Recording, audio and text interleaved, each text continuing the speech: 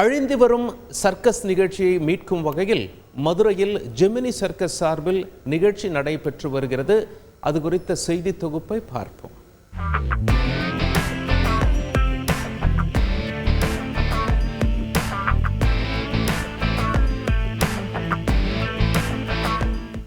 செல்போனை விட்டு பிரியாத இன்றைய தலைமுறையினர் ஓடிடி போன்ற அம்சங்களால் வீட்டை விட்டே வெளியே வராத நிலை உள்ளது. மறுபுறம் பொழுதுபோக்கு நிகழ்ச்சியான சர்க்கஸ் பல்வேறு கட்டுப்பாடுகளால் அழிவின் விளிம்பில் உள்ளது.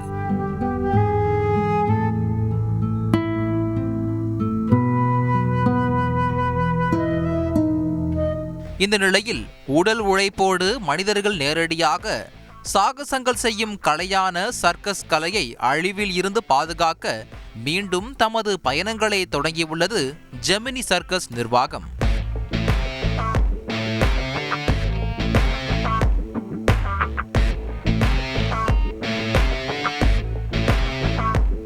மதுரை மாநகர் அரசரடி பகுதியில் அமைந்துள்ள இறையியல் கல்லூரி மைதானத்தில் கடந்த வாரம் ஜெமினி சர்க்கஸ் சார்பில் நிகழ்ச்சி ஏற்பாடு செய்யப்பட்டு தினமும் 3 காட்சிகள் நடைபெற்று வருகிறது.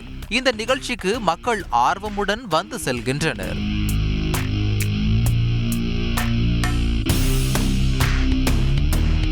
அழிந்து வரும் சர்க்கஸ் நிகழ்ச்சியை மீட்க பல்வேறு நாடுகளைச் சேர்ந்த கலைஞர்களை வரவழைத்து இந்த கலையை மீட்பதே தங்கள் நோக்கம் என்று தெரிவிக்கின்றனர் ஜெமினி சர்க்கஸ் குழுவினர். புதுசா நல்ல ஐட்டம் இருக்கு.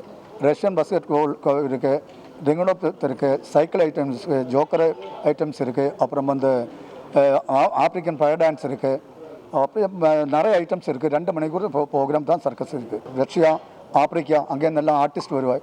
அந்த ஆர்டிஸ்ட் கொண்டு வந்து தான் இங்கே விளையாடுதுன்னு கொஞ்சம் பெர்ஃபார்மன்ஸு நல்லா இருக்குது. அது புதுசாக ஐட்டம் இருக்குது. அது மட்டும்தான் அதனால தான் சர்க்கஸ் ஓடுது. மனிதர்களே நேரடியாக நிகழ்த்தும் இது போன்ற சாகச கலையை கண்டால் கலைஞர்களின் வாழ்வு இனிக்கும் என்பதில் ஐயமில்லை.